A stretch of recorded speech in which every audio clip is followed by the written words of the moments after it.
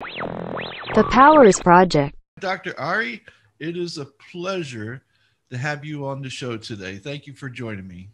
My absolute pleasure to be here. I'm excited. I'm going to tell you, tell the audience, this is the most anticipated interview I've ever done. I'm beyond words as to how excited I am about having this conversation today with you. If you will, give the audience, the listeners and the viewers, a background of who you are and what you do. Sure. So I'm a rabbi and a historian by training. And I am also the host of the Good Faith Effort podcast, where we talk about how the ideas and values of the Bible influence and inform all the most important conversations we're having in society, from politics to pop culture to psychology and beyond. And my expertise is primarily in the early history of Judaism and Christianity. And I'm just very excited to be here with you. Well, I'm excited to have you here. and what we're going to talk about today is there's several topics we could talk about, and I asked you today if we could talk about this particular topic because I think it's an extremely important topic for us to talk about and to inform people as much as possible about what's going on over in the Middle East. And so, what I want to talk about is the Israeli and Palestinian conflict that, for all intents and purposes, has been going on since the beginning of time, basically, and doesn't seem like it's going anywhere anytime soon either. So, there's been this, as I'm sure you've noticed in the states, there's been a change of heart basically where there's more of a pro-Palestinian movement in the U.S. than there ever has been. Have you noticed that? And if so, what would you say is the cause of that?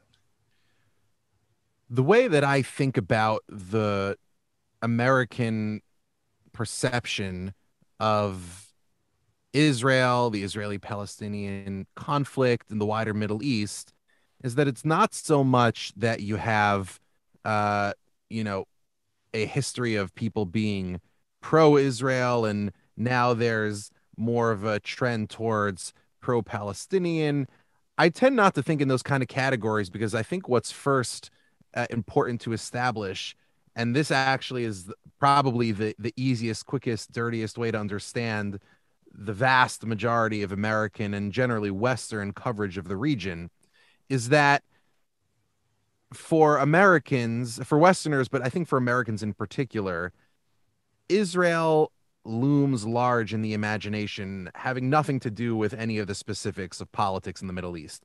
It looms large in the American imagination because America is, as David Brooks, the columnist for the New York Times, recently said. He actually, recently said on my podcast, America is an exodus nation, meaning it's a story, it's a nation that roots itself in the stories and ideas of the Hebrew Bible. Every country has sort of like a founding literature, quite apart from religion, mind you. France has Voltaire, Russia has Tolstoy and Dostoevsky, India has the Ramayana and the Mahabharata. America, for better or for worse, I think for better, but I'm happy, but we could talk about it, has the Bible. And so as a consequence, America is sort of, Americans are primed to think of the land of the Bible in biblical proportions. Add on to that for the last 2,000 years, really, 1,800 years, so 1,800 years, a long time, Westerners have used Jews and Jewishness in order to tell morality tales. Typically, they've not been good morality tales, Right. but you could see it in the medieval period where you have sort of the Shylock, or the early modern period where you have this sort of the Shylock character. You have all across Europe. You have you'll visit these lovely, beautiful, and genuinely beautiful churches. If you know what to look for, and if you're Jewish, you always know what to look for. You'll see what's a very prominent feature of many of the most beautiful and prominent churches throughout medieval Europe. You'll see what's called the Judensau in German churches. The Judensau is the Jew pig, where it's sort of like this demonic Jewish devil figure that's supposed to represent all the evil in the world. And so, for a very long time, people have used Jews as a way to tell stories, morality tales about how people should and shouldn't behave. And even as religion in some accounts receded, or in other accounts just faced other competitors in the Western political imagination, whether it's capitalism, communism, or fascism, or what have you. Jews are still used to tell stories. So you'll recognize, if you follow the news, you'll recognize tropes like Jewish banker, Jewish Bolshevik, Jewish communist. It's, like all the best lies, these all have kernels of truth to them. In other words, I'm sure it's easy. Any of us have Google, right? You could find nefarious Jewish bankers, or nefarious Jewish Bolsheviks or communists. What this typically omits is the fact that most Jews aren't bankers. Most bankers are Jewish bankers aren't nefarious, and most bankers aren't. Most bankers aren't Jewish, right? So, in this case, I think what you have when it comes to is Israel is just the story that the West, and America in particular, had been waiting for. I mean, we're a nation, I think, in many ways for the best. This is one of our superpowers, but like all superpowers, with great power comes great responsibility, to quote Uncle Ben. We are the nation that invented mass media and pop culture. We invented Hollywood. So we love nothing more than a good story. And we love nothing more among stories than a good biblical story. It's why the greatest movie in the history of American cinema is The Ten Commandments. And so Israel is just tailor made to be a great story, regardless of what's actually happening in reality. Now, for years, the way to tell the story about Israel was with a good guy and a bad guy, with a guy in a white hat and a guy in a black hat. And the Israelis were the white hat, Palestinians were or not even the Palestinians, the Arabs in general were the black hat. And now it's not so much that anything has changed politically, in terms of reality, in terms of any facts on the ground. What's really just happened in American society is that we still want to tell that same perfect Hollywood story of white hats and black hats, of good guys and bad guys. It's just that for reasons that have nothing to do with the Middle East and everything to do with American identity politics, and American, coping with its own, complex history with race and ethnicity and so forth, we've just decided to switch the bad guys and the good guys. So now, for some people in the American commentariat, we've just taken the white hats and put them on Palestinians, and taken the black hat and put them on Israelis. Has nothing to do with anything having actually changed on the ground. It has everything to do with how Americans like to tell stories. Okay, so let me ask you this then, or let me preface this first. I want to say that I want to do the best job possible, because I understand just how massively important this topic is to people. And so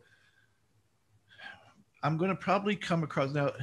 I almost hate doing this, because you do it with every group you talk about. It's like, you talk about black people. Well, I have black friends. Or you talk about gay people. I have gay friends. Well, I have Jewish friends, and I really do. Right. And the ones that I'm thinking about in particular, I love them. They're I consider them very close friends.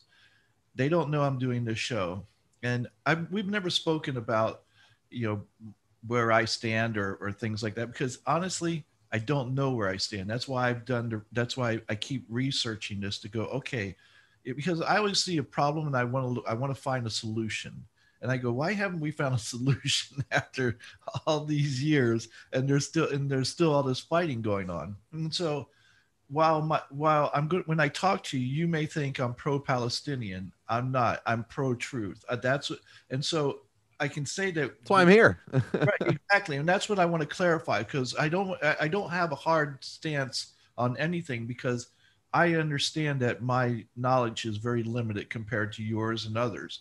And so, but I do my due diligence as best as I can, and making sure that whatever my thought is, it's because this is where it's led me. This is where the truth has led me, or at least what I believe it to be. So that's why I wanted to have you on here, to help out with that, because I think one of the things I personally think that has happened is that in this country, like you said, the Israelis had the white hats, and I think it was mostly because of Christianity, and the churches were always pro-Israel because of the religious aspect of it.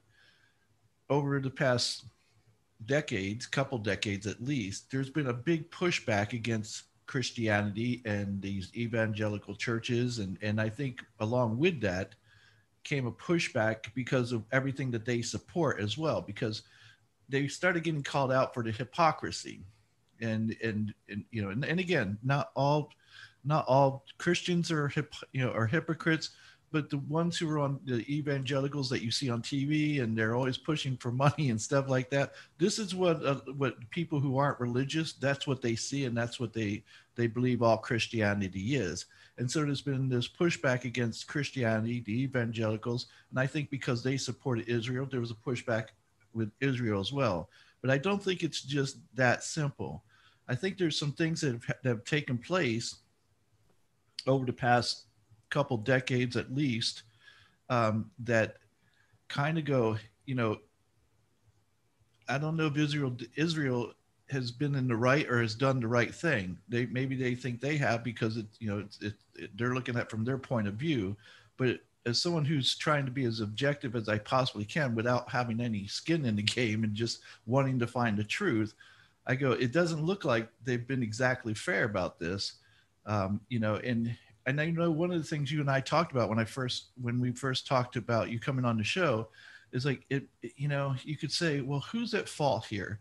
Well, it basically goes, well, what part of history do you want to start at? Because wherever you start, that's going to be who's at fault at that point in time.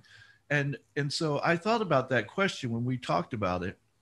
And so I thought, what if we started as early or as recently as 2006, when they had the free elections over Gaza and Hamas won, and immediately Israel and the U.S. threw up a blockade. So and that's still going on to today, to where it's like they wanted to make the people turn against Hamas. It's like, so you lost and you're a sore loser.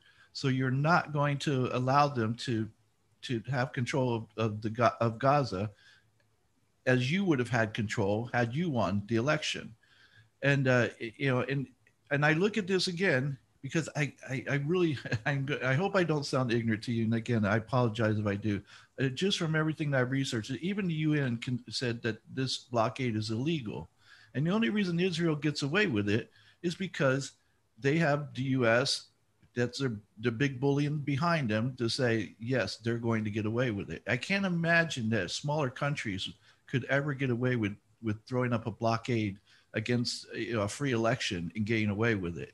And so I'll stop there, and I'm sure there's a lot. So there's so much to unpack. So I want to make sure I try to keep everything in mind. And if I've left anything out, just remind me. Okay, sure. So let's start with the role that Christianity plays in American support for Israel, because I think it's a useful place to start. Um, I think there's this sort of caricature of sort of messianic millennial, preachers who are leading this charge to force the American government to support Israel against some sort of silent majority. So first of all, it's important to note that the sort of most vehement, vociferous, committed leaders of what I actually just consider to be straight up anti-Semitic and racist advocacy against Israel. Not that all advocacy against Israel is racist or anti-Semitic or in bad faith, but some very large percentage of it actually is motivated by that. So some of the most really truly like vicious anti-Israel activism is actually led also by deeply religious Christians. The Presbyterian Church of the USA, for example, the PCUSA, some of the world leaders in advocating for boycotts and sanctions against Israel and stuff that's much worse. And in a lot of this language, you can, and Jews do, rightly, hear the echoes of centuries upon centuries of Christian anti-Semitism, and you can see that really things haven't changed much. The reality, though, is that most Americans support for Israel, and the majority of Americans continue to support Israel, and the public data shows that. It's not motivated by, and it's not motivated by the end times or millennials. And by the way, even amongst evangelical Christians who support Israel, um, we now have we have lots of public data on this, and some of the most recent surveys, which aren't public yet, but which I've been able to see, all confirm what anyone who follows the community knows, which is that even most Christian support of Israel isn't motivated by eschatology or messianism or the end times. It's just motivated by the kind of general things that you'd say, which is that Israel's a democracy. It's the only democracy in the Middle East. It's a pretty great place to live for both Jews and Arabs alike, for Jews, Muslims, and Christians. And the living standard there is higher than anywhere else in the Middle East. It seems to be a good place to live. It's kind of intuitive to support Israel. I think for most Americans, it's just basically intuitive. Can I? So from there, but what I would kind of say is the other side of that is that, like I said earlier, America is like disproportionately, you'd almost say obsessed with Israel and events going on in Israel. And I actually do think that it's hard to explain that fascination without recourse to America's biblical legacy, religious or not, right? In other words, even the secular civic religion of America is rooted in the stories of the Bible. And so I think it's only natural to see Americans as deeply interested in, if not invested in, the birthplace of those stories, right? So I think that kind of goes a long way towards explaining what's going on. Now, what that does is kind of helps answer some of the other questions. I think Americans, because again, Americans typically are not interested in what's actually happening in Israel, even if they think they are. Most Americans are interested in telling stories about themselves because that's what Americans are always interested in. That's how we view everything in the world, through the lens of what kind of stories can we tell about ourselves. Um, and so what ends up happening with Israel in particular is, because Americans like their stories big, as we should. I mean, one of our greatest strengths is we tell the biggest, most interesting stories. Because we like our stories big, I think Americans just tend to inflate the Israeli-Palestinian conflict in Israel itself to just like proportions you wouldn't even believe if you've ever been to Israel. So, the the entire population of Israel, Israelis and Palestinians, is Manhattan. It's Manhattan. It's a small place. Right. I think people, whenever people tell me, oh, the carnage in the Middle East, or the carnage in Israel or in Palestine, the most important question you can always ask anybody who's interested in this is, compared to what?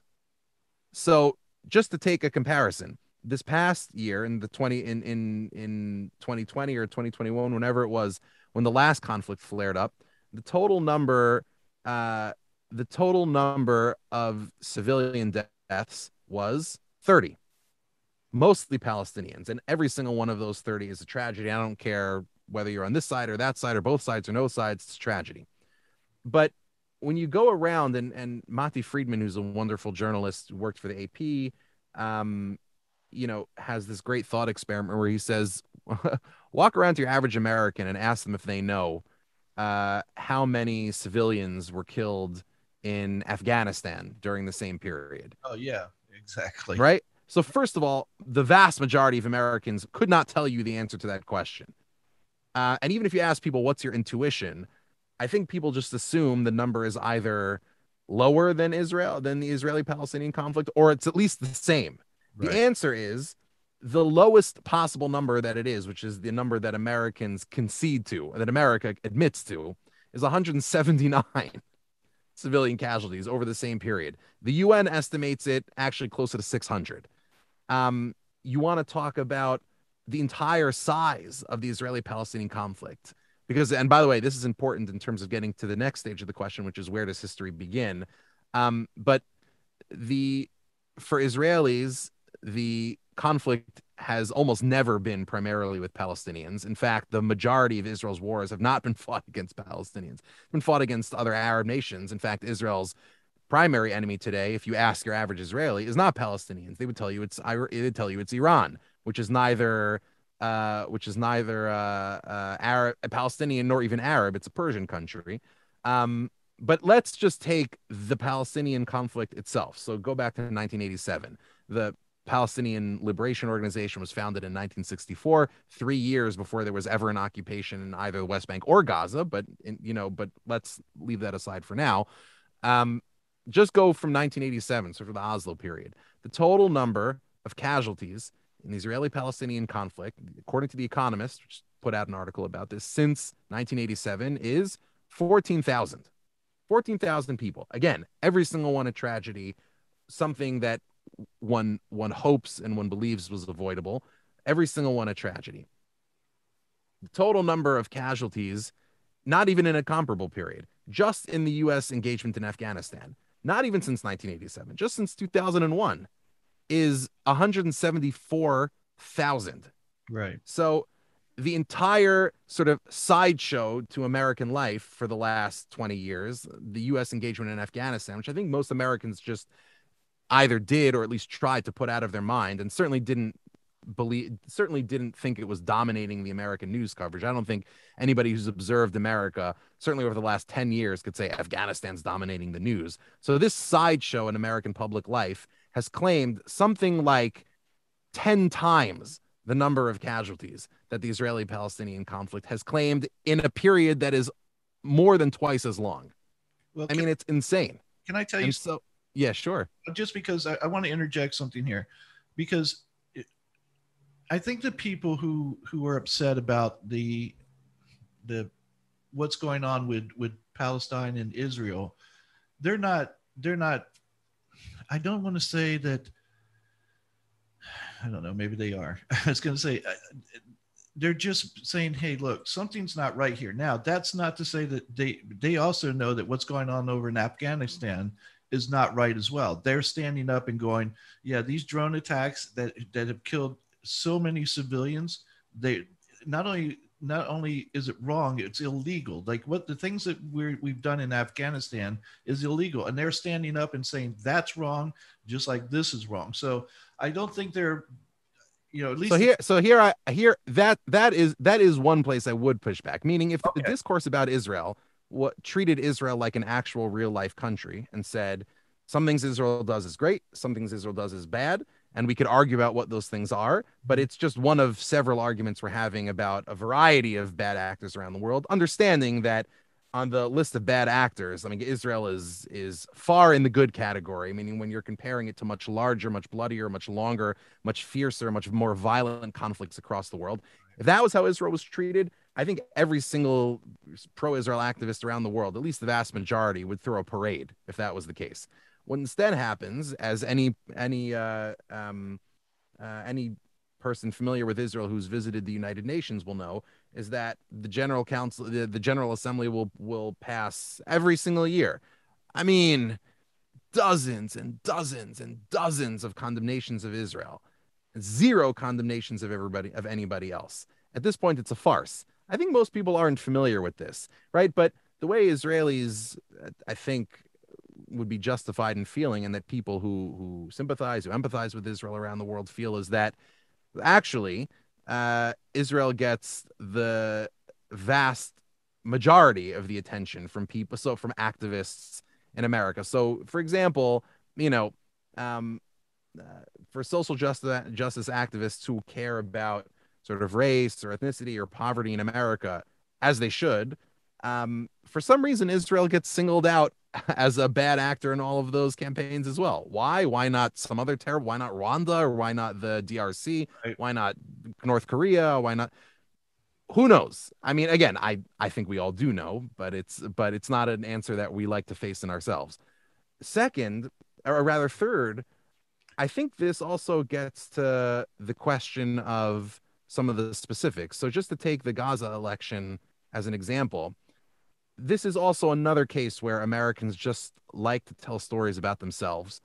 And in the case of Gaza, at the time, I think Americans, much more than we are now, although we still are, were kind of uh, deeply invested in fetishizing elections and the procedures and mechanics of democracy because we were at a time, in American history where nation building abroad was seen as like the next great big project that we were going to undertake, and we were exporting our successful model to the rest of the world with great confidence and vigor.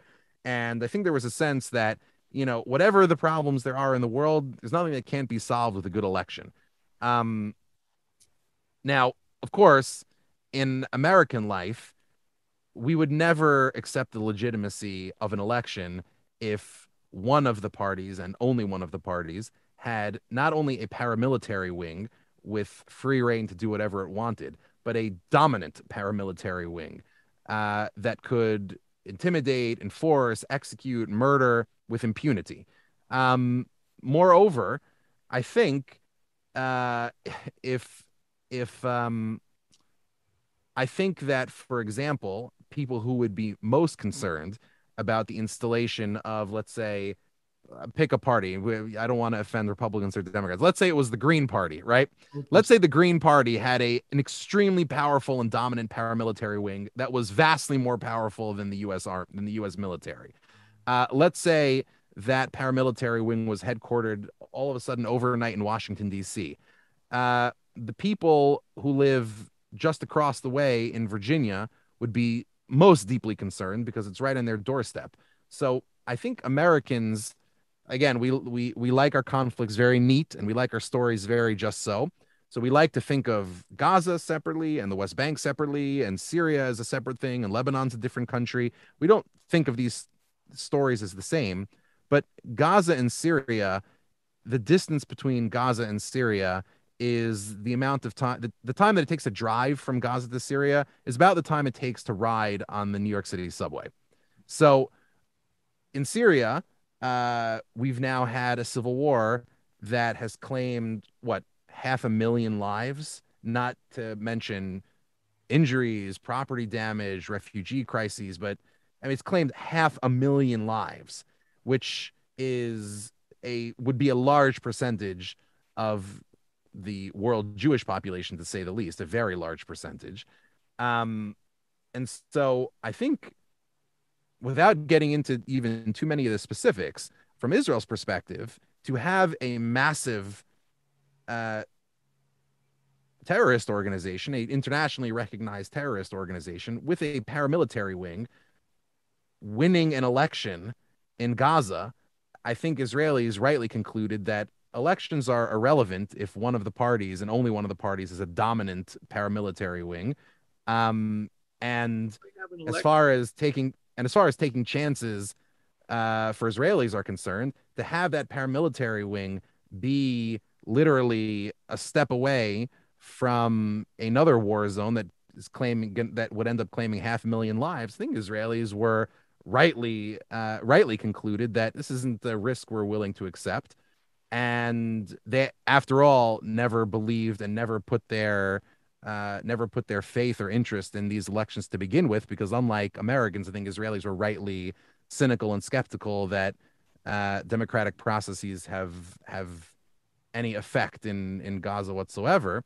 So I think where you end up then is with even with a blockade, where of course medical supplies and everything else can get through. Now, of course, in any blockade, Let me, you know, yeah, you could come up with examples here and there of things that don't make sense. I've pointed them out myself. I mean, there are things about the blockade that don't make sense, but you have a bureaucracy running it, whatever the case may be. But I think it's also fair to point out that, I mean, millions and millions and millions of dollars of aid money gets poured into Gaza. Now, if you are sort of an outsider looking in, don't know much about the reason, but about the region, I think you would be very surprised to learn that what the putative government of Gaza does is it takes that money, and instead of investing it in infrastructure, in engineering, in community building, which is what it's intended for, and which is what Israelis hoped people would use it for when they evacuated Gaza unilaterally, what it ends up being used for is to create tunnels between Gaza and Israel so that Hamas operatives can be sent through to kidnap Israeli soldiers, civilians, murder men, women, and children. Um, and I think if you're sort of abroad and if you don't know this, I think you're like shocked to find out that this has been happening for, I mean, years and years and years and years, and people keep pouring money, and it keeps not being sent to the people who need it the most, the suffering people of Gaza, and it keeps being used for kidnapping and murder. But I think if you are paying attention to the situation, this is sort of exactly what you would have, and what not only what you would have, this is exactly what people did predict would happen right at the beginning, which is, of course, Hamas is not going to use the money to help people. Of course, it's going to use it to further invest in domination and torture and so forth, and not just of Israelis, but of Palestinians. I mean, you have just some of the news stories that have come out in the last couple of months of Palestinian peace activists who, again, agree with them or disagree with them. They're peace activists who are just murdered, not by Israelis, by Hamas. So, to sum it up, you know, it's a situation where I think your average person who would describe themselves as pro-Israel genuinely weeps for the children of Gaza. Um, but I think Israelis or people who sort of put themselves in that camp are just a lot more clear-eyed than storytelling Americans about why people in Gaza are suffering and what it would take to end that suffering. Okay, so let me just ask you a few questions. Push back a little. Sure. What I believe is correct. One of the reasons I think that Americans have more of a interest in what goes on between the Palestinians and the Israelis is because we fund Israel to the tune of $7 billion a year, and so that's money we don't support Rwanda. We didn't support what was going on over there. We weren't backing anybody that was killing groups of people. We are doing that when we back Israel. Hamas, whether and here's what I don't understand. And again, I'm not being. I promise you, I'm not even being. No, these are great questions. I'm not even being cynical. I truly don't understand. If Israel was afraid that of Hamas, why would they even agree to a free election to begin with? If they thought that hey they could win, and then were they just surprised? Did they think that people wouldn't vote for Hamas and that there was no chance of the winning? That's number one, and number two, Hamas doesn't have the ability to what did you call them a fighting force that was dominant. They're not dominant. Not when it comes against Israel. Israel's the most is not only a rich country, which brings a lot of Americans going, why the hell are we giving $20 million a day to Israel when they can take care of themselves? And instead we're giving $7 billion to Israel, and for what? And we're backing this these what I don't want to call them that because I don't think that's what they are, and especially after talking to you, but what some people think are war crimes with Netanyahu, like no matter what the Palestinians do, there's really only one side to this, it seems like, because only one has all the power and control. And I've heard it likened to the fact, like, if someone like me, if some kid comes up and punches me in the leg and I just smash him, it's like there's no fight there. Like the kid couldn't hurt me if he wanted to, and yet so how much pushback am I allowed to give when somebody can't really hurt you? And that seems to be the case with the Palestinians. Is that I'm not justifying what they're doing. Don't miss. No, these are great questions, and I want to take them in order. These are great questions. If you want me to stop and you want to touch on each one of them at that time, that's fine, because that way we won't go. Yeah, let's rock and roll. All right. So let's start with aid. This is the biggest myth that needs to be busted. Okay. And it's one that I think your average American sort of deserves to have busted. In other words, Americans have the right to bust this one. Okay. the money that America sends to Israel, I think people have in their mind, and again, your average activist is is doing exactly what they're supposed to be doing when they just present you that fact. They're not supposed to contextualize it or explain why the number is what it is or how it got that way. That's not their job. You're like an attorney defending your client, right? Right. That money that America sends to Israel, I think most people don't know this. Israel has to send it right back to America in the form of defense contracts. So America has to spend that money in America on American defense, on American property, and moreover, Israel has to also develop its or sort of add its own technological developments to the military to the military gear and technology that it gets, and then just to share those with Americans. So why is America sending lots of money to Israel if Israel doesn't actually need it, isn't using it for anything that truly supports Israel? The reason is because of the defense industry. This is not a gift to Israel, all the aid, because it doesn't get spent in Israel. Israel doesn't use it for things. All that money gets spent. Israel could buy this stuff much cheaper elsewhere, and Israel would prefer to buy this stuff much cheaper elsewhere. Why does this money get sent to Israel only to get sent back to America for things that Israel doesn't actually need and could be sent elsewhere? The reason is because the defense industry, this is basically a payout to the American defense industry. Now, I'm sure, and there are Israeli counterparts on the other side in the private sector that are benefiting from this as well. But this is not a gift to Israel. This is a gift to American employers. All So right. So that's an important thing to understand. great. This is what you just said, is that the US gives $20 million a day or $7 billion a year to Israel for Israel to spend that money back on Zip weapons. right back. So I think Americans kind of who are trying to learn about Israel. And by the way, here I'll pause to say, and we talked about this when we first talked, and I think it's such an important thing to emphasize.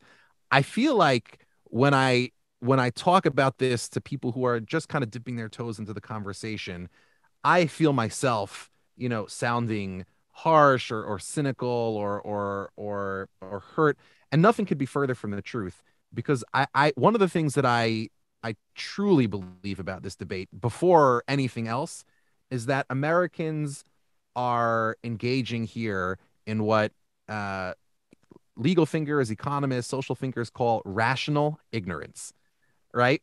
Which Right. is to say that most people have a finite amount of time to spend on important things in their lives. And so, you start with family, you start with friends, you start with, work and so forth.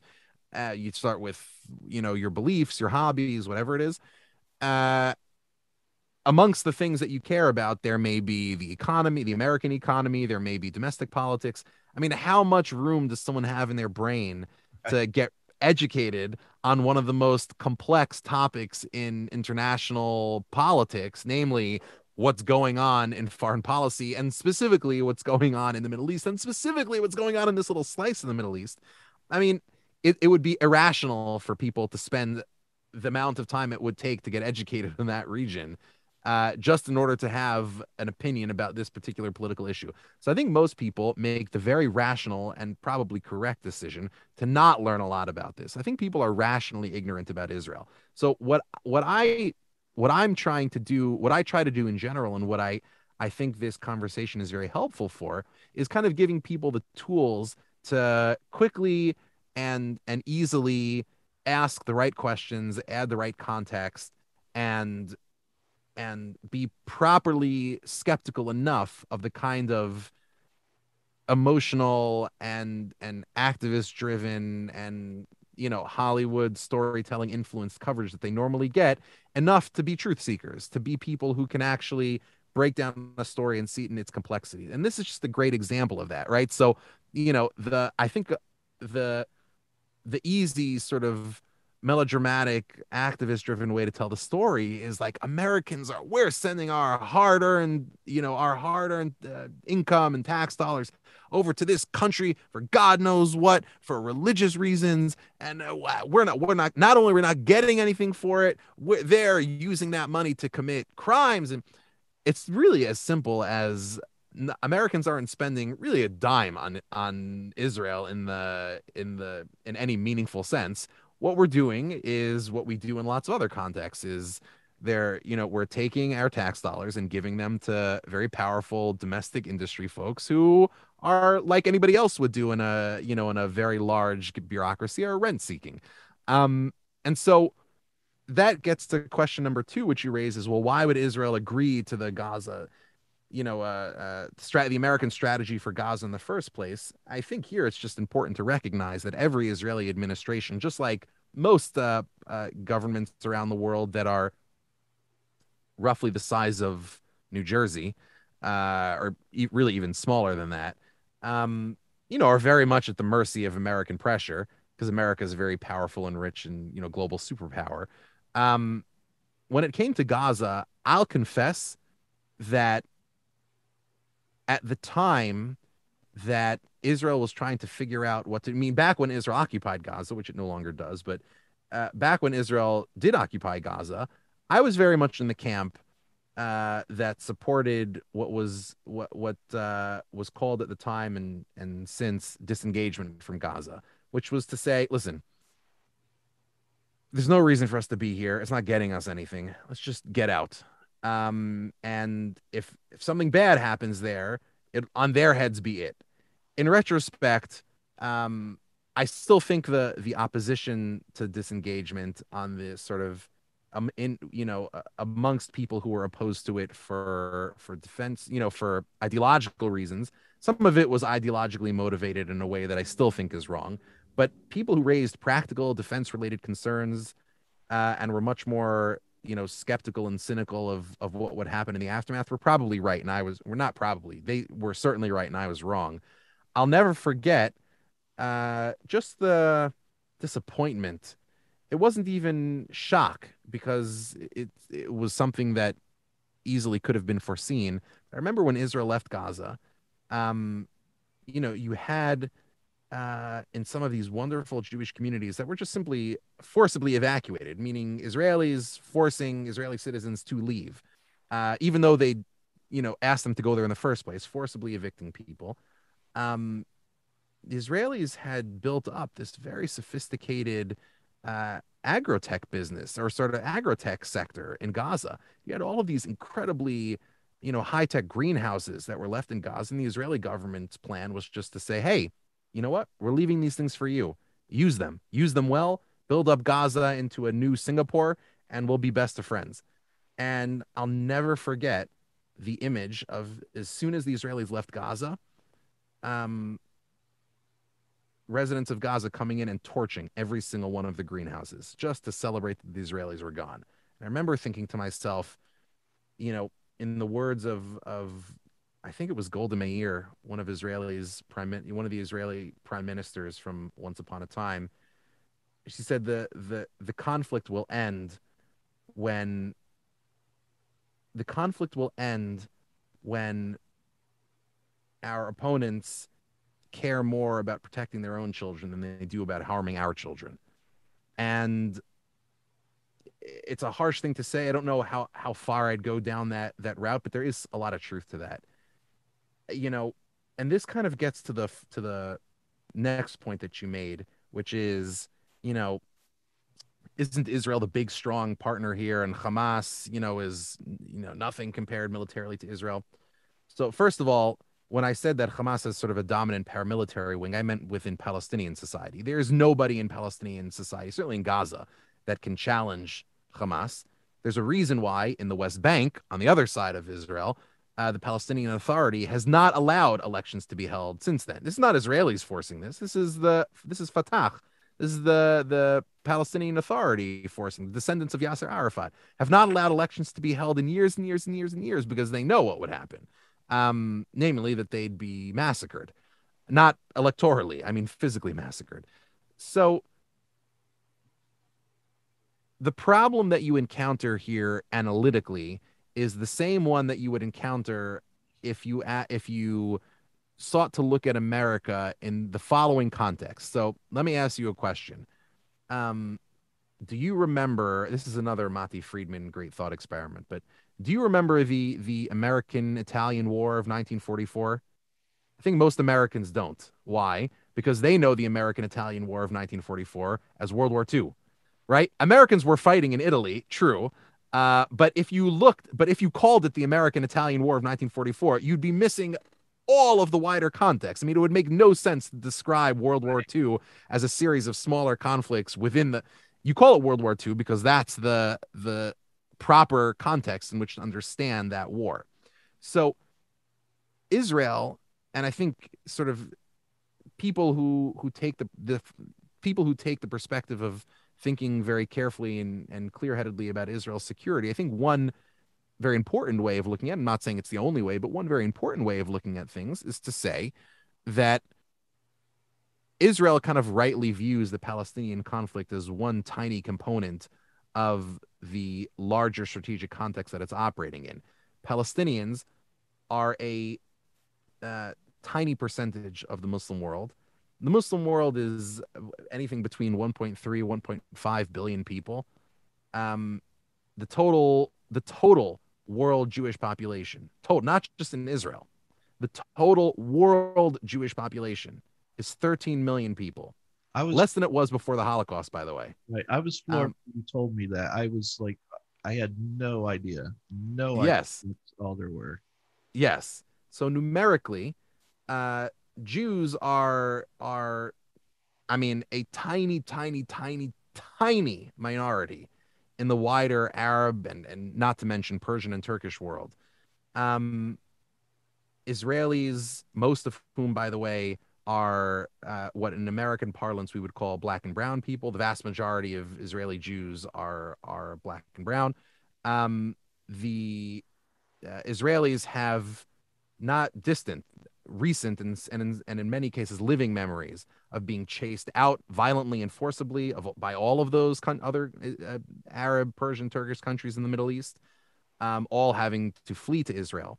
So I think one way to look at the Israeli-Palestinian conflict is to say that if you look at Hamas as just Hamas and you sever that and you sort of make this the American-Italian War of 1944 and you sever that from the entire larger strategic context of the wider Middle East, Iran, and the entire Muslim world and so on, then of course it starts to look like Israel is sort of the big bad bully who's just slapping around Hamas for nothing other than its own sadistic enjoyment. Once you add in the larger context, once you see the larger World War II on top of the American-Italian conflict, then all of a sudden you start to see Israel as a tiny minority in a very dangerous part of the world, a country that has by necessity and just out of existential need has transformed itself into a technological powerhouse.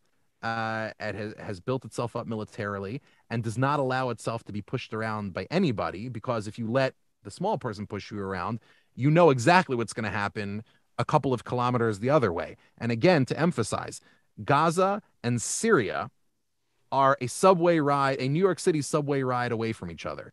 Israel knows very well what would happen if it if it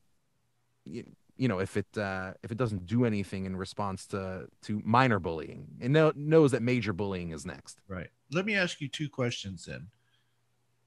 The first question is why? The first question I want to ask, I just lost it. It'll come back. So let me ask this question first. Why is it that it seems as though the entire Arab world hates Jewish people? I mean, why is it that it's like Jewish people and the rest of the Arab world? Why is there this hatred towards Jewish people? So it's a really good question, and I want to honor the question, but I want to correct some of the premises because it'll help us answer the question. Right. So first of all, one of the things we're experiencing now is this unbelievable and astounding outpouring of love for Jewish people and for Israel in particular in the Arab world, whether it's the United Arab Emirates or whether it's Bahrain, whether it's Morocco. Um, so one of the things that tell with the agreements called the Abraham Accords that America helped broker between Israel and these Arab countries in the last bit of time. What that tells you is that this is not hardwired into the region. Like Jew hatred is not hardwired into the region, and we make a brutal mistake in thinking that it is. At the same time, we also make a massive mistake in assuming that it's not deeply, deeply ingrained and that it's hard to get out and that it could disappear overnight if only we had the exact rightly calibrated State Department, strategy. That's also foolish. But just to give you some context, one of the saddest ironies of history is that uh, Israel's sort of arch foreign policy enemy on the international stage today is Iran, and more specifically, the Iranian regime.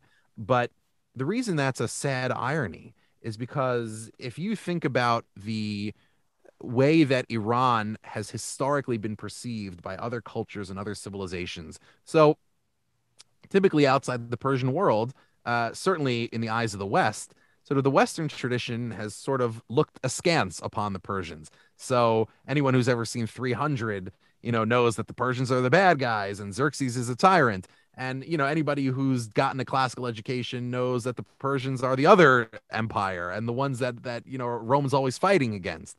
Um, and if you look through the history of classical antiquity, the only source that's not only positive, but glowingly positive about Persia and the Persian Empire is the Hebrew Bible.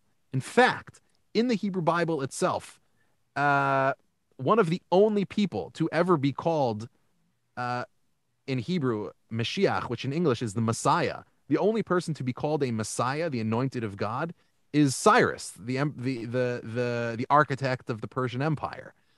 Cyrus, who's still a hero today in Iran, Cyrus is a hero in Jewish history and in biblical antiquity. And so I kind of see, and in fact, the golden age or one of the great golden ages of Jewish intellectual output occurred in Iran. So, for those who are familiar with Jewish literature, so the most important corpus of Jewish wisdom is called the Talmud. And the Talmud actually has two versions. One was produced in the land of Israel. It's called the Jerusalem Talmud.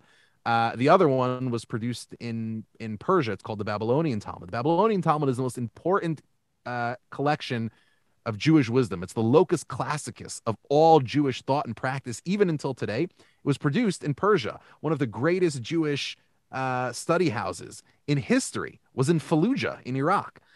So one of the crazy things is that I still believe this today. I think Iranians and Iraqis are the natural allies of the Jewish people, just historically speaking. We have an incredible history together. So these things are not immutable. That said, um, there are strong. I mean, listen, culture's hard to eradicate. Not eradicate. Culture is hard to shake. Um, there's just a long history both in the Muslim Middle East and in Christian Europe and in parts of Europe that were formerly Muslim as well, like parts of Spain.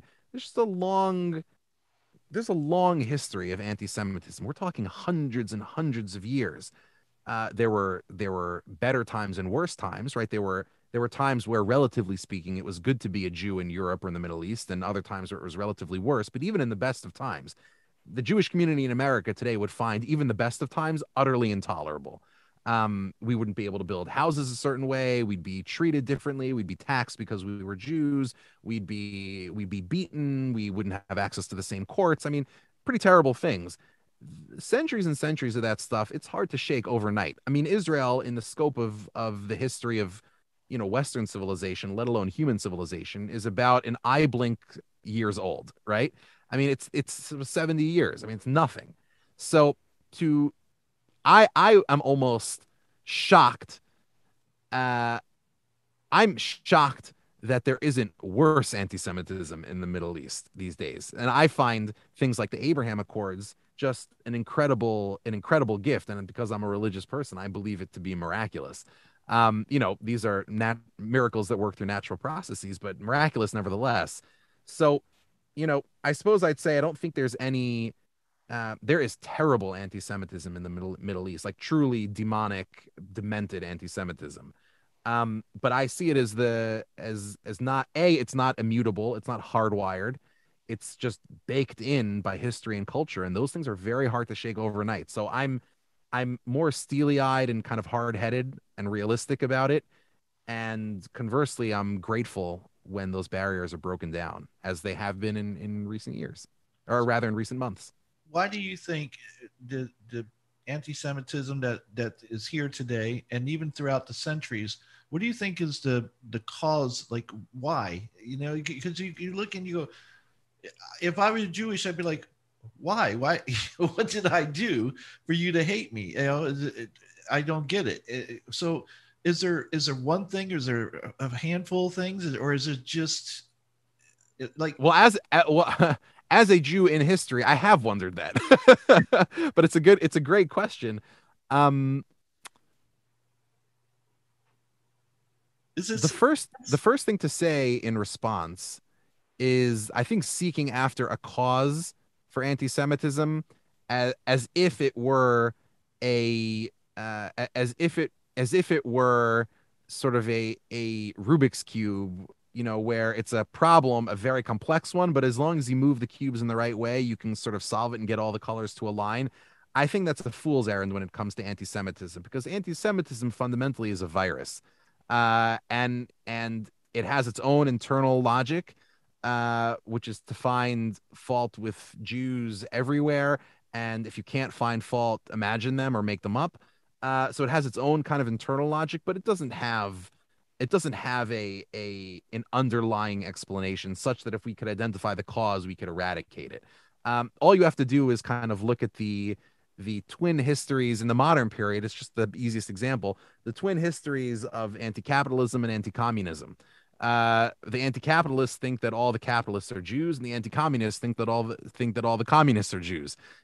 Both can't be true, but somehow both are in the fantasy world that we live in. That said, I think there are some, like I said, anti-Semitism does have an internal coherence, at times at least. And I think there are some sort of constants that we can pick out that are helpful. One of those, uh, is that the major monotheistic religions of the world are Judaism, Christianity, and Islam, but they don't stand in equally proportionate relationship to each other. Um, Christianity and Islam are sort of by their own, what's the word I'm looking for? By their own etiology, or sort of by their own genealogy, stand in sort of a parent-child relationship to Judaism.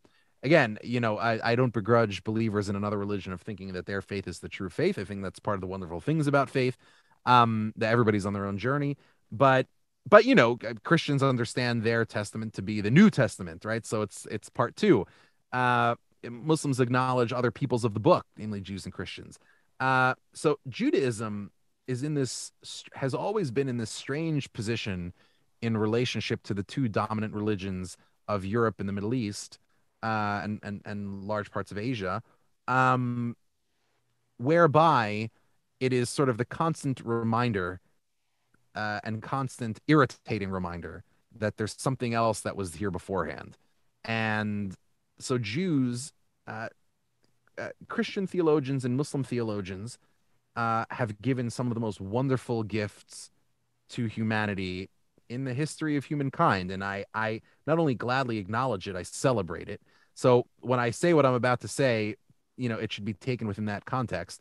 But typically, Christian theologians and Muslim theologians, for all of their wonderful virtues, in the particular case of Jews, have usually approached Jews as a problem to be solved. And there are exceptions to that, of course, and important exceptions.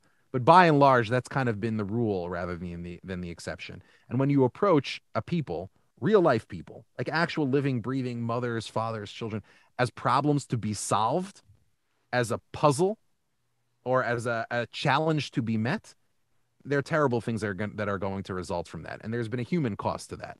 And so, you know, I think if you want to understand how and why, uh, Jews have been treated the way they've been treated for centuries by two of the most dominant cultural, theological forces on earth, again, for centuries, I think that's probably the easiest place to look. Uh, Societies have problems, and problems need to be solved. Uh, and the most convenient thing for a very, very long time has been to have human beings sort of be the proxy or the stand-in for those problems. And, Jews have suffered because of that. So I don't understand. Please forgive me. I don't understand how do they see Jewish people as a problem? Like, what is? Sure, sure. So let me give you a concrete example, right? Let me give you a concrete example. Um, the sort of the founding um, idea of Christianity, at least according to, one very dominant way of telling the story of Christian history. It's not the only one, and that's important to emphasize. But one way to tell the story is that, and this was a very common and popular way to tell the story, is to do what's called replacement theology. Replacement theology says the following. uh, Christianity, as is well known, tells the story of salvation and redemption using the stories and prophecies and predictions and literary stylings of the God of Israel, of the literature of ancient Israel, right? So Jesus is interpreted through the lens of ancient Israelite wisdom, prophecy, history, and literature. That seems a very strange thing. Are Christians don't believe themselves, biologically, ethnically, whatever it is, descended from the Israelites. So why are they using the Israelites' literature? Well, the Right. answer is, of course, because ultimately it was Judaism and Jewish ideas and Jewish culture that sort of birthed Christianity. Now the problem becomes, uh, if you're going to say, well, at a certain point there was the Old Testament, and then the Old Testament stopped, and then there's the period of the New Testament, and now we are sort of the stewards of the Gospels and of books like Revelation and so forth, and the epistles of Paul. So we, the stewards of that tradition, are the heirs of ancient Israel and ancient Israelite prophecy. The problem, if that's the story you're going to tell, and this was a problem that many of the great early church fathers and theologians ran up against, was, well, if you're going to tell that story, it's very inconvenient to have the actual heirs of ancient Israel, so the actual ethnic heirs of ancient Israel, still there and still reading, what they wouldn't call the Old Testament, what they just call the Bible. So what do you do with those people? So the solution to that problem, for some, was called replacement theology, which is to say that, well, the Jews, as such, were the bearers of a covenant with God, but they've been replaced, and now we are the bearers of that covenant, and all of those ancient prophecies and wisdom now refer to us. Um, this was a terrible challenge for Jews, or rather, this was a terrible challenge for Christians, because now you have to figure out what to do with all these people that we've replaced. It's especially irksome and nettlesome when those people refuse to acknowledge that they've been replaced, Right. and in fact, not only refuse to acknowledge that they've been replaced, but claim that the very text that you're relying on in order to tell this replacement story don't actually mean what you think they mean. And in fact, the Jews spoke the original language of those texts, and most of us did not. Right. This is why Saint Jerome actually learns Hebrew, because he wants to understand what he calls the veritas Hebraica, the Hebrew truth of things. He wants to make sure, as many Christians would throughout the centuries, especially into the 13th and 14th centuries and the 15th centuries, he wants to make sure that Jews can't tell Christians, you have no idea what the Bible actually says because you don't read the language that it's written in. This is an interesting parallel, by the way, and you can tell that it's theologically influenced. This is an interesting parallel to get back to Israel for a moment, where I think one thing that should make any Westerner suspicious is when the vast majority, and in some cases the entirety, of the journalistic staff that all the major outlets have covering a region of the world that we consider to be important uniformly do not speak the language of that region. I mean, uh, there's a great phrase. Again, this is another Monty Friedmanism.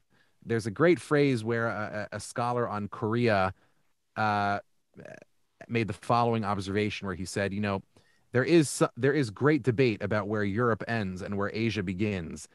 Uh, but if you can pose as an expert on a country without actually speaking the language or reading the language of that country, it's in Asia.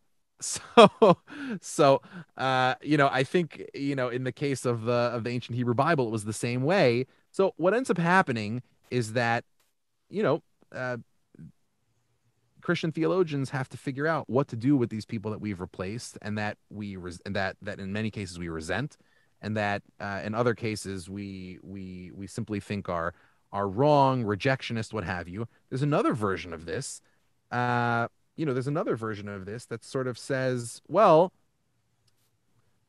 the Jews had the very text that we believe clearly and straightforwardly predicts the coming, the ministry, and the eventual ascension of Jesus.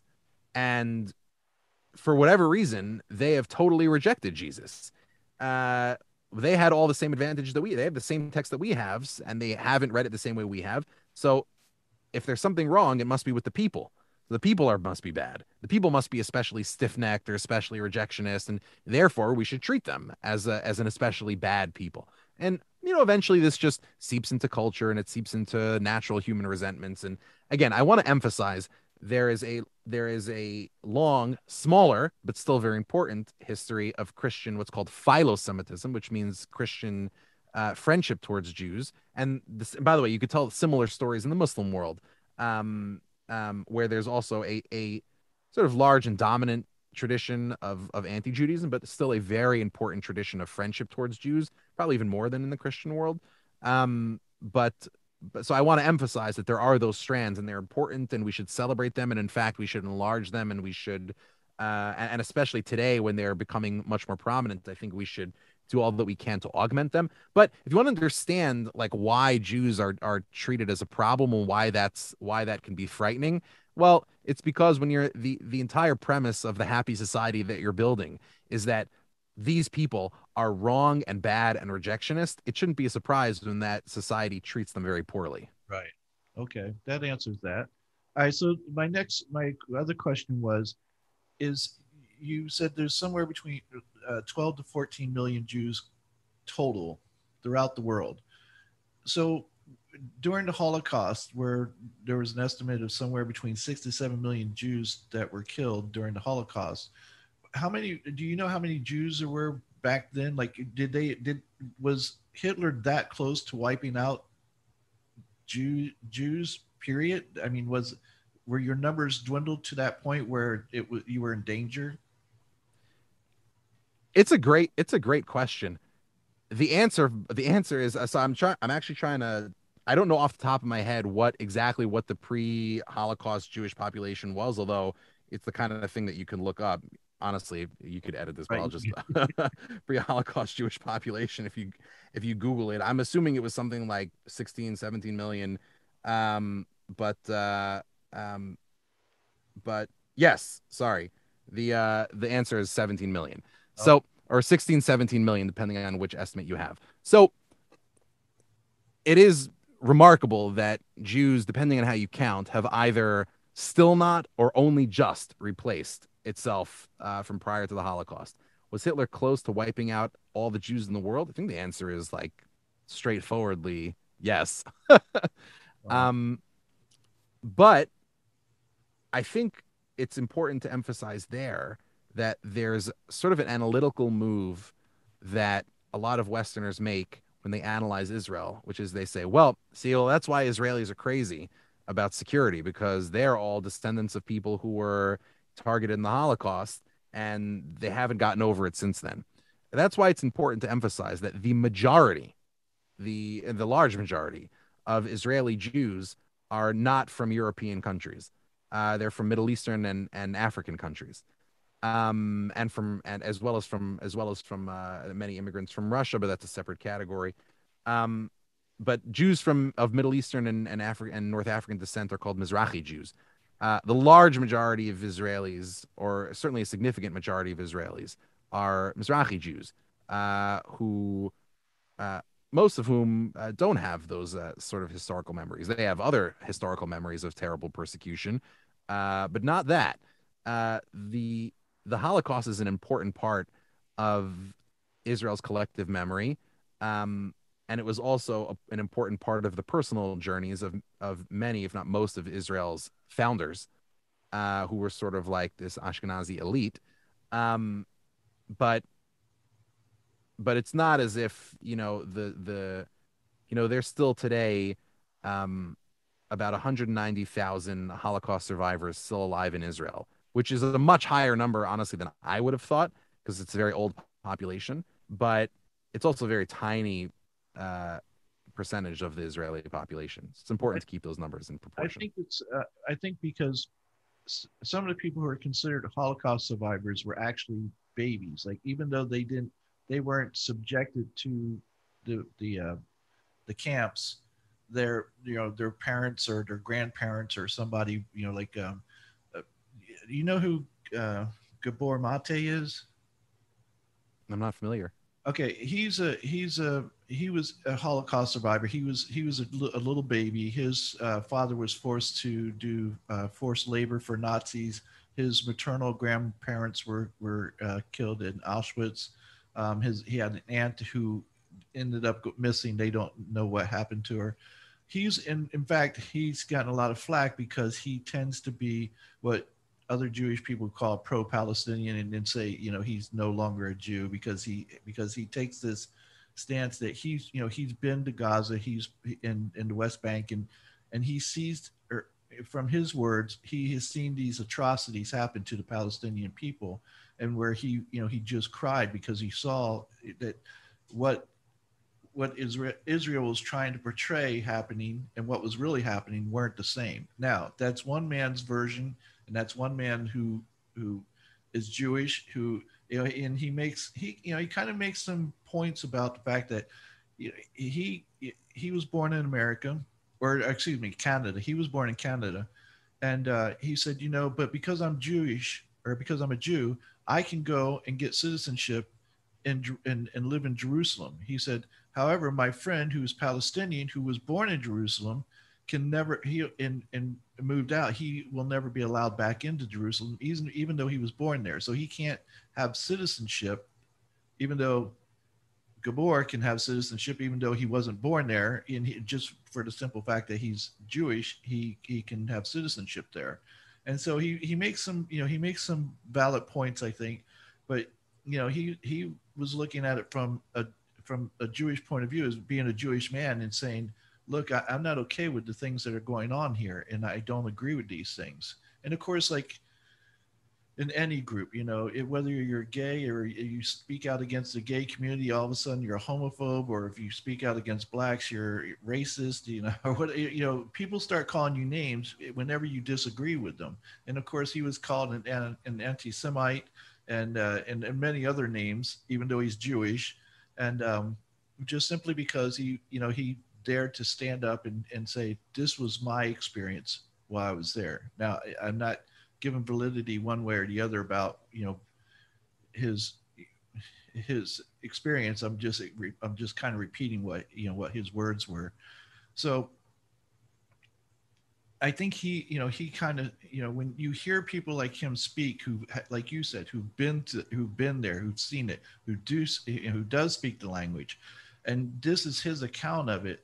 It has a lot of power behind it, right or wrong. It has a lot of power behind it, and so then what happens is that, in what I've seen from people in this country, is that they believe that Israel is practicing genocide against Palestinians. And a lot of people are trying to wrap their head around the fact, like, okay, so here's a people who genocide was actually practiced on, and then they're going to turn around and practice genocide on another people. Like, that doesn't make sense to them. Now, I'm not saying that's the way it is. I'm saying that's the perception people have. But I would imagine you reject that premise. So I think it's important to kind of make a couple of points. Okay. One is, you know, Listen, you could point to Jews who go to who go to Gaza, and all of a sudden they're big Gaza acts. You could point the same. By the way, you could do the same thing there. You could point for every Jew that does that. You could point to Palestinians who come to Israel and have a transformation.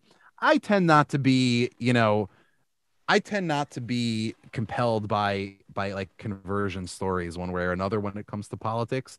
Um, because oftentimes they're rooted in the same desire for like ultimate meaning, purpose, and storytelling that we identified as a problem at the beginning. And this case is like one of the best. I'm not familiar with this particular person, and I've never heard of him, but this is a seems like a really good candidate for saying that if you have a person who's just looking for a good guy and a bad guy, and you know, it's hard to tell and he finds it hard to tell the story in black and white one way, so he switches to black and white the other way. I tend to find those not very compelling ways of looking at the world. So let's take just two examples from that particular rendition. One is Jewish citizenship in Israel. Like, it is true that if you're Jewish, you are able to get citizenship in Israel. It's not true for anybody else. Um, that you know that's true for lots of countries. That I mean, America is the only country that sort of has this birthright citizenship rule, which again, you could say it's good, it's bad, it's baked into America's story. That kind of tends to be my view, that it's good for America doesn't mean it's good for everybody else.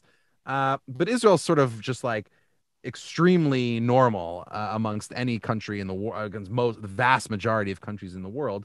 More importantly, um, what qualifies you for citizenship for Israeli citizenship, if you're Jewish, if you work out the rules, is if Hitler would have killed you for being a Jew, then you're eligible for citizenship as a Jew in Israel. Even if you wouldn't be considered a Jew or Jewish by this or that tradition, you're still eligible. And that's an important thing to recall, which is that there is literally one place in the entire world, forget the Middle East, one place in the entire world where the still struggling remnants, from a size perspective, of the Jewish people can go to be safe. It's the only place in the world. Um, and as anti-Semitism rises around the world, it's not a mistake that you see Jewish populations emptying out of countries like France and elsewhere. Because there's only one place you can go. Never in history have Jews been able to actually go somewhere and be safe. So I find it not only not compelling to say, well, I can get citizenship in Israel and he can't get citizenship. Not only do I not find that morally compelling at all, I find it like morally repugnant for a Jewish person to make that argument, because again, it's just sort of it's this very privileged, flatly ignorant of the Holocaust perspective on Jewish citizenship. So that would be like one way of thinking about that. But the second point to make here is that one thing that a friend of mine once observed to me is that if Israel's committing genocide, they're doing a terrible job of it. The Palestinian population in Israel is flourishing. In fact, it's grown by leaps and bounds, and it's not like it was growing leaps and bounds before Israel. It's grown by leaps and bounds because of Israel. It is flourishing. Palestinian businesses are growing. And listen, any society has inequities. I mean, just turn the mirror back on yourself. but but Palestinian population is flourishing, and it's a wonderful thing that it's flourishing. For people who, and it's especially ironic for people who tend to think of Jews as sort of like this all-powerful, world-controlling force. The one thing they can't do well is genocide. Like, it's just such like a crazy thing when you think about it. But again, I think this is of a piece with all of these like narratives that sound like they should be right, but of course are completely counter to the facts. And then once you realize that, you see that the reason these narratives are popular is not because they're real or bear any resemblance to reality, but because they make for better story. Take another example. Israel is expanding its presence in the West Bank. Israeli presence in the West Bank has stayed stagnant since Oslo. Um, Again, there are certain cities that are well established that nobody on either the Israeli or Palestinian side think will ever leave Israel in any final peace agreement, like Malay Dumim, for example, right near Jerusalem. that is growing very large, but again, it's not expanding. It's just more people are moving to this well-established city. Settlement outposts, new settlement outposts are not being, are not like constantly being established. The Israeli presence in the West Bank has stayed basically steady for a very, very long time. Again, that's a very boring thing. That's very boring from a storyboard perspective. And it's just not satisfying to a nation reared on Hollywood. But unfortunately, reality does that sometimes. So I think this is again, whether it's sort of, loosely affiliated Jews having a, pardon the phrase, come to Jesus moment about the Israeli-Palestinian conflict, or vice versa, by the way, or whether it's Americans looking to tell stories about genocide that just have nothing to do with facts on the ground. Again, I just returned to the observation, which I think is both true and understandable, um, which is that Americans like to tell big, grand stories that allow us to learn something about ourselves. And the land of Israel is the land where all of our greatest stories have come from, and so there's no better place, no better canvas to paint our new stories on than the one upon which we painted our old stories. And so Israel sort of becomes victim, as it were, to America's penchant for storytelling. And I should emphasize again, and I've alluded to it throughout the conversation, America's propensity and capability to tell stories, to tell great stories, is one of its greatest strengths. It's what it's what gives us the capacity to do great and wonderful things. It also gives us the ability to do very terrible or sometimes just stupid things. But on the whole, I think it's a great strength that America has. And so we shouldn't be looking to, I think it's a mistake that some people sort of like in the prozo community make. I think it's a mistake to try and get Americans to tell like more hard-headed, normal, factual stories about Israel. I don't know exactly what the solution is, but I think we just have to acknowledge that people are always going to be disproportionately interested in and fascinated by Israel because it's where we come from as a culture. And I think we just have to find a way to manage that somehow, to tell better stories, and I think instead of trying to tell more boring stories, we should find other great stories that are positive rather than harmful and tell those stories. Well, I'm all about telling stories. I mean, I understand the power of storytelling. However, when it comes to things like this, I'm not about telling stories. I want to hear the truth. I don't want to hear a story. I want to know what the truth is, and as it is, not this side, this side's truth or this side's truth. I want to know. Oh, there we go. Sorry about that. I want to know the whole truth. And so, in order to do that, as I've said many times, you have to be able to look at it from both sides, or all sides, if you will. If there's more than two sides to it, in order to get to the whole truth of things. And one of the truths that I personally came up with for myself was I look at this, I go, look, first, I'm going to say this is an ongoing conflict that's been going on for forever and ever, it seems like. And the second thing is that I don't think either side can claim innocence. I think both sides have done things that they probably shouldn't have done, and that there's no one side that's completely innocent and the other one's just a terrible actor in all of this. So, you know, as with most arguments and most conflicts, there's plenty of blame to go around for everybody, and I don't think this is any different. Some might argue, well, how much blame goes on this side, if 80% of blame's on this side and 20% on this side or whatever. I think that I don't know there's a way to actually distinguish that who's more at fault about something. But I do know that one of the reasons why this has all come back up into the news and then into the American public again is because of the evictions that have been going on, with the Palestinians and being kicked out of their homes after living there for years and years, and that Israel seems to be making a presence there and kicking these Palestinians out of their home. And I think I give this analogy, and correct me if it's a wrong analogy because it very well may be, but I look at it like this. I go, the United States took over this country and took lands from the Spanish, took lands from the French, took lands from Mexicans, and certainly took all the land from the Indians. Okay, we dominated and took over this country, and now, for better or for worse, this is the United States of America as it is. Now imagine if all of a sudden Mexico goes, "Hey, Texas, that used to belong to us, and we're going to come across here, and now we're going to kick you people out of your homes because this is really our land. It was our land to begin with, and now we're going to take it back because this is rightfully our land." And I sort of, and again, I might be completely wrong, and I apologize. Please forgive me if I am, but I kind of, you know, compare it to Israel coming in and going, "Hey, this is our land. Yeah, we know you've been here for a long time, but we're coming to take it back. Get out," sort of thing. And I can tell you, if Mexico tried to do that with Texas, that wouldn't set well with Americans. And so I think, for many Americans, they see this going on, and or at least what they're told on the news. This is what they're being told, and they're going, "Yeah, that doesn't set right with them." So, is are we missing something? Is there something that we're not being told? Is there something that we're not seeing in all this? Great question. And I keep returning to it over and over again, but this is one of those cases where the storytelling, I think, has driven the narrative more than the facts. This is actually, I want to come back to the larger question of, whose land is this, what, and so on and so forth.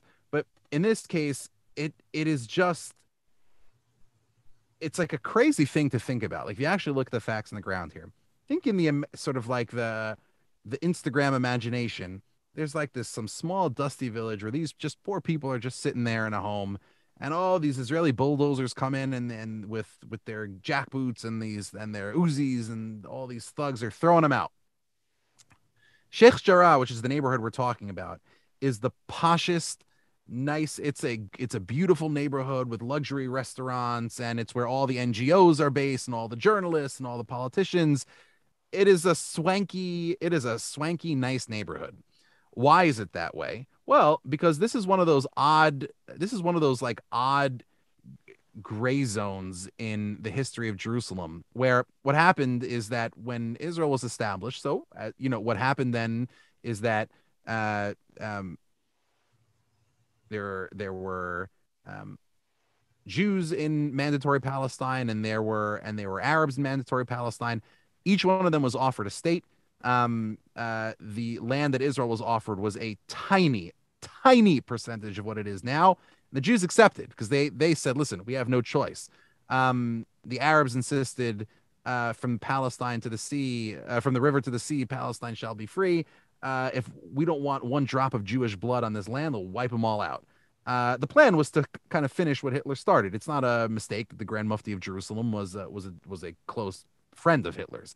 Um, the so what happened between then and now is that in this neighborhood, which now is known as Sheikh Jarrah, was originally known as Shimon HaTzadik, as Simon the Righteous. It was a Jewish neighborhood, not originally a Palestinian neighborhood. It became a Palestinian neighborhood because the Jews in the 30s were chased out.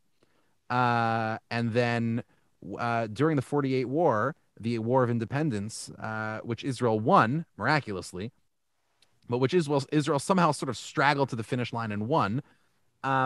What happened is that Israel then came into possession of territory that it hadn't had before. However, in some cases, other entities, most importantly Jordan, came into possession of territory that it hadn't had before. Because although Jordan lost that war because it was on the Arab side, the Jordanians did conquer some parts of Jerusalem.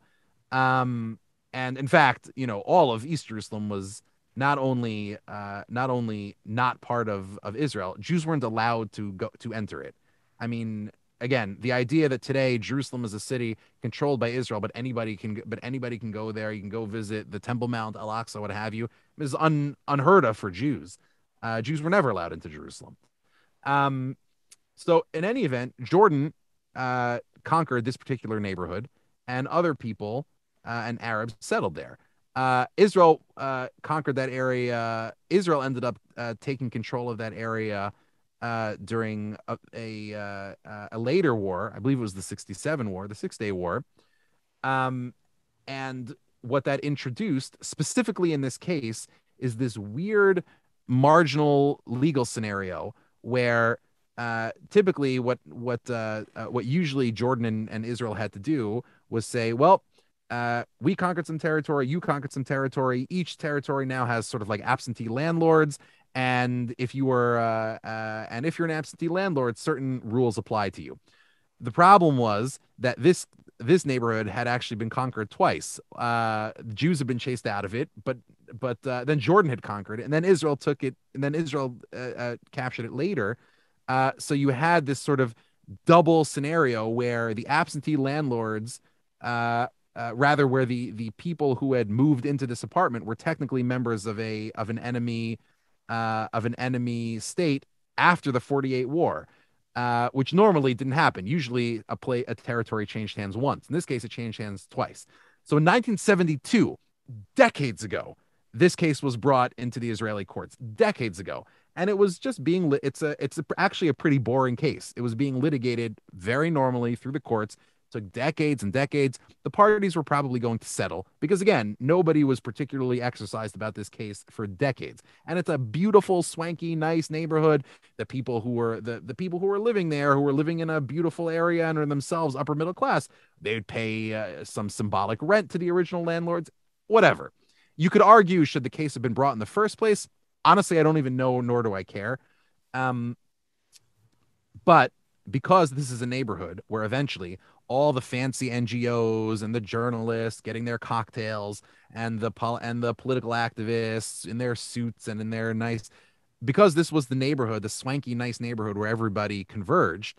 So naturally, activists and journalists like to make everything about themselves. So they saw here the opportunity to take something that was not a meaningful political flashpoint at all and turn it into the crux of this grand narrative between good and evil, bulldozers coming. Nothing, this bore no resemblance to reality whatsoever. This was not Israelis coming in and evicting people from homes they'd been in for centuries. This is bore no resemblance to reality. The fact that it became the root of a conflict that dominated the news cycle for for weeks was about as flabbergasting to an actual observer of Israeli and Palestinian politics as anything I can remember in my lifetime.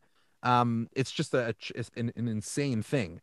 And I should note that, you know, in terms of what would be the standard for an actual conflict, I mean, take my, as in the words of Rodney Dangerfield, take my wife, please, but take my wife for example. We met in high school, but before we met, um, there was many years ago, there was an infamous suicide bombing in the Sbarro pizza store in Jerusalem. It's an area where, I mean, I ate in that pizza store all the time. The day the bombing happened, which was one of the most horrific, I mean, human catastrophes that I can remember. I mean, just people ripped to shreds by shrapnel. I mean, horrible.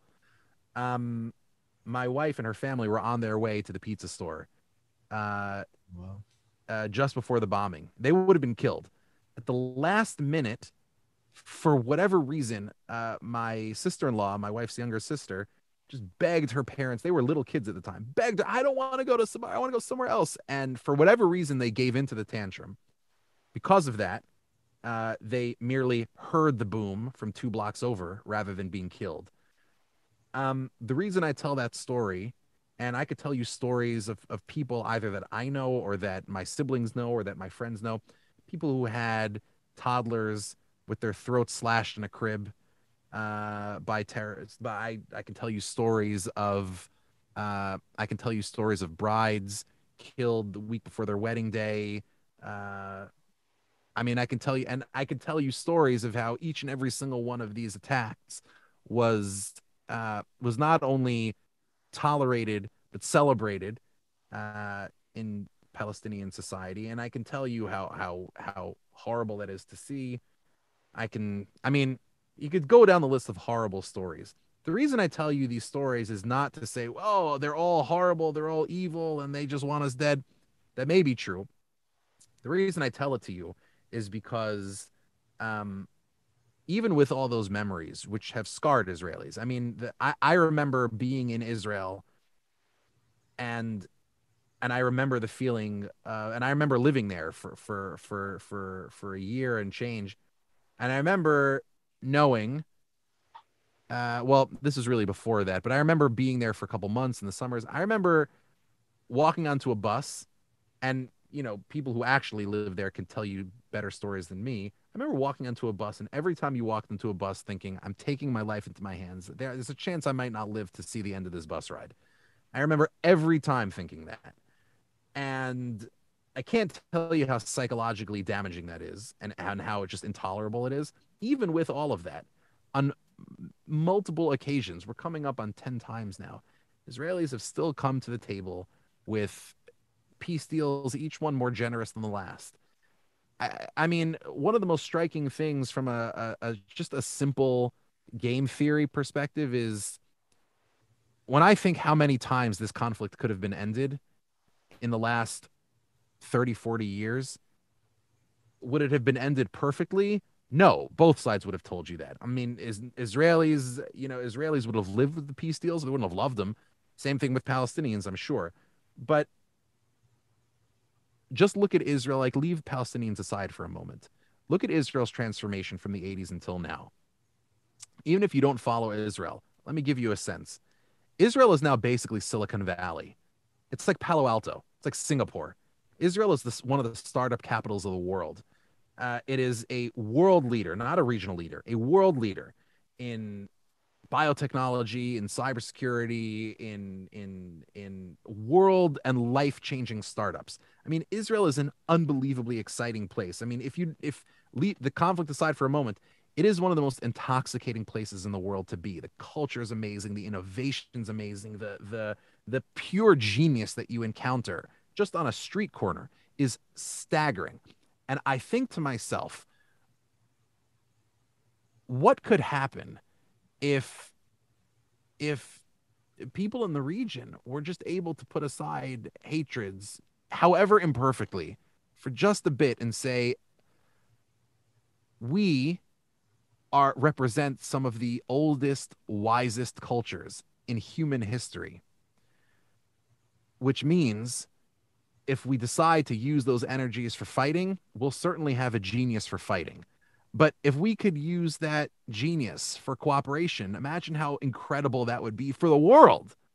And that's why every time Israel brought a peace deal to the table and was willing to commit to it, and each time it was more generous than the last. And what was holding it back was simply the Palestinian leadership's recognition that there was too much anti Semitism in their base for them to actually accept the peace deal with Israel that wouldn't remove every single Jew from their homeland. I mean, it's one of the great tragedies in history. I mean, imagine where we could be right now. You could have a Silicon Valley on steroids in this region of the world. It's one of the great tragedies in history. It really is. Well, I want to say a couple things. One is, I love the work that you guys are doing on longevity of life. You have those hyperbaric chambers over there. You're doing some research and showing the the advantages of being in these hyperbaric chambers where I forget what the time limit was, but and how it like regenerates cells and things. I was like, oh, I need to go over there and find out what's going on. so, so and I'm aware of the tech. I'm not to the extent that you are, but I'm aware of the technological advances that are going on over there, and just and just how the amazing things that you guys are doing over there. I also want to say that I've heard, and again, this is just what I hear, is that when Israel and Israelis and Palestinians go to the table, and they make these offers, is that the Palestinians turned them down because they were so insulting. And again, this is just what I've heard, is that they're so insulting that that there was no way they Israel knew they weren't going to accept that kind of treaty because they were being insulting to them and knew they wouldn't accept it. Now, with that being said, I want to ask you like an oversimplified question, like is it possible to have peace over there ever? And I know the answer, at least I believe I do, and the answer is no, because I think on both sides there, it may be one, maybe more so on one side than the other. I don't want to argue that, but I think on both sides there are people who benefit that both sides are still fighting and want them to always fight. I like you said, the anti-Semite Palestinians who don't want any Jewish blood on the land. They're never going to agree to any treaty that you come up with, or that the majority of Palestinians would go, yeah, I can live with that. They're just not going to. And I think that the same applies to the other side. And whenever there's war, there's money. And I don't even know, honestly, after what you told me about the U.S. and the fact that that our military industrial complex gets $7 billion more by giving you arms, that they're benefiting from it, they're profiting from it. I don't know that they want it to end, because that's money they lose. If you guys came to peaceful agreement and didn't fight anymore, that's $7 billion a year they're losing now. And I hate to sound that cynical, but I have seen, as much as I'm a capitalist and I love capitalism. I've seen the greedy side of it that just doesn't care about anyone but money. That's all it cares about, and it doesn't care about people. And if people die so that they can profit from it, they're okay with that. Yeah, so let's start at the beginning. The idea that the peace deals that the Israelis offered were insulting. I mean, it's such a nebulous term. You could call anything insulting. I mean, the peace deals were so much more substantial than anything that's being contemplated now.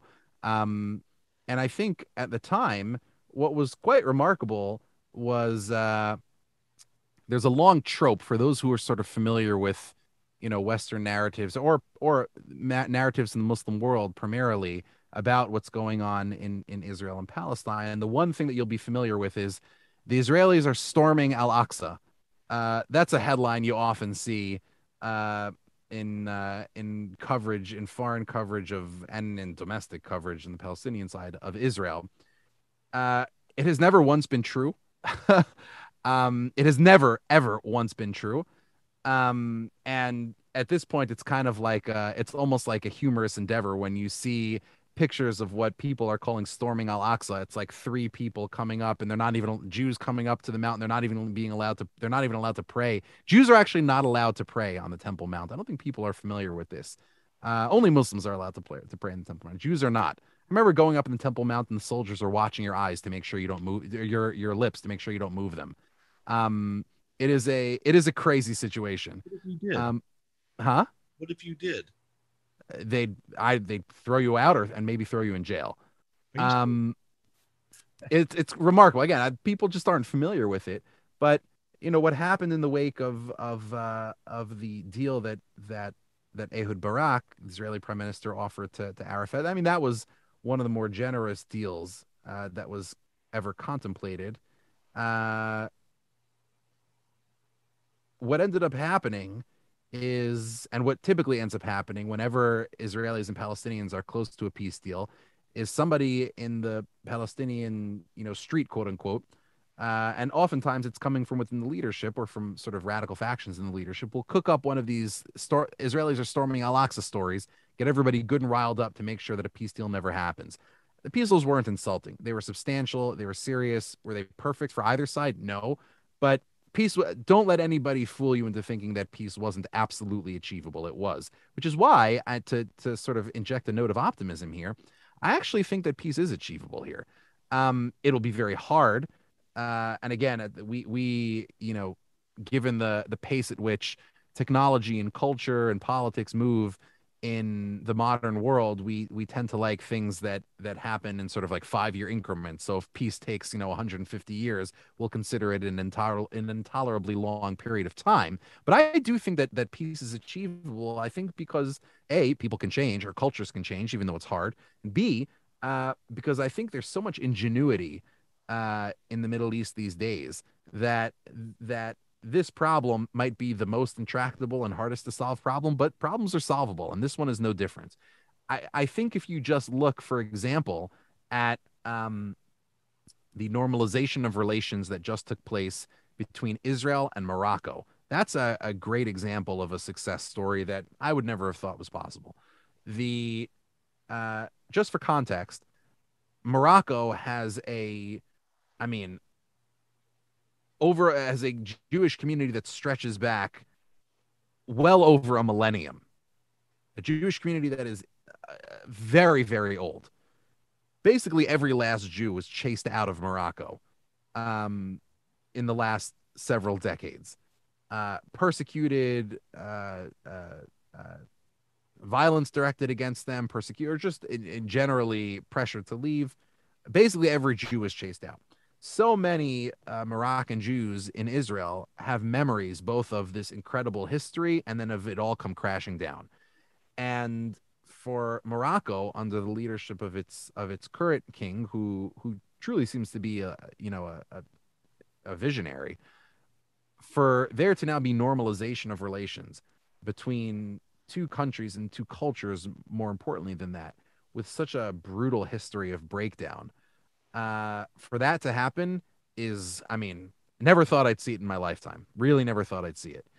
Um, and so when you think about the Israeli-Palestinian conflict, at the end of the day, and this is what I really do believe, I think when you really boil it down to it, people are people, and people want to live lives of human flourishing.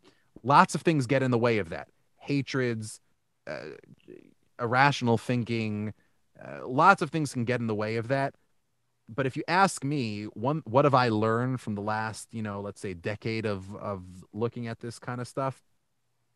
It's that the pathway to peace is ultimately through mutually beneficial economic growth and through innovation and technology. Like that's, if you want to look at the primary source of 1 + 1 = 3 in our contemporary society, I'd say the two greatest forces for that kind of dynamism, right, making three out of one and one.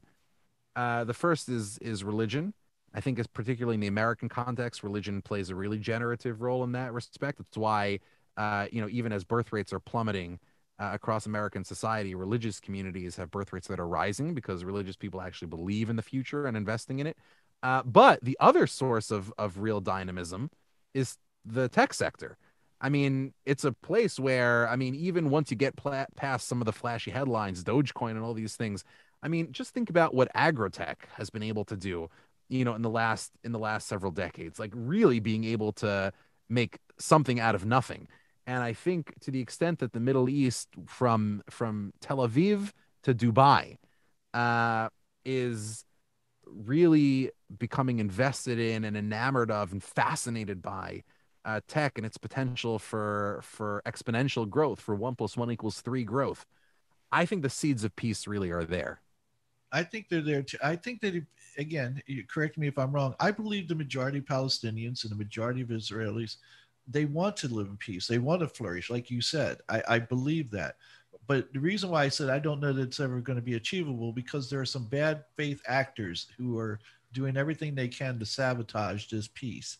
And until the people wise up and realize that that's what's going on, that there are forces out there that are trying to keep peace from happening at all costs because they benefit from it one way or the other. I don't know that we'll see that. And we have that. We sort of have that going on in this country where, we're fighting against each other about everything. Everything. We can't. You can't say one thing without someone arguing with you about it. I say the sky is blue, and someone goes, "It's not blue. It's greenish blue," or what, and they'll argue with you over the stupidest things because that's where we're at right now, and we've been divided, and we keep getting divided. Anytime we start getting in an agreement and getting close, the powers to be that don't want us together will throw in something to divide us again. I will push back on I'm sorry, because I couldn't help but smile when you talked about the religious people, and why their birth rates are growing, because they have this positive outlook on life. And even though in America it's down, I don't know if that's it as much as a lot of people who are religious are poorer people, and they tend to have more children anyway. And because one, they're taught that you're not supposed to use contraceptives, you're supposed to have children, you're here on this planet to replenish the earth, and and that's what you're supposed to do. So you're supposed to have as many kids as you can. The more affluent people who aren't as religious, they go, we want to enjoy life, we don't need or want 10 kids, our 2.4 kids or whatever it is that we have, that's all we need, and so they tend to have smaller families because they tend to be more affluent. And the religious right, not so much. They're not affluent, and again, that's not to say there aren't, because obviously there are. They're usually the pastors and the preachers, but those TV evangelists. But so I don't know if it's so much that they see the world as in a positive point or whatever. But Well, I think in this case, uh, I think to the extent that the thesis is true, and I don't know enough about the data to know, I'd say the poor people probably have the right of it. More human life is always better. And to look at a world where, your personal circumstances may not be great and you still want to bring people into it, that's an incredible attitude to have. And I'd also just would add, just again, without looking at the data, here is where I am familiar with the data. So the Orthodox Jewish community that I come from, especially the modern Orthodox community, is a relatively exceedingly affluent community, and also exceedingly well educated community. I mean, like, it's one of the most educated communities in the country, and our birth rates are quite high.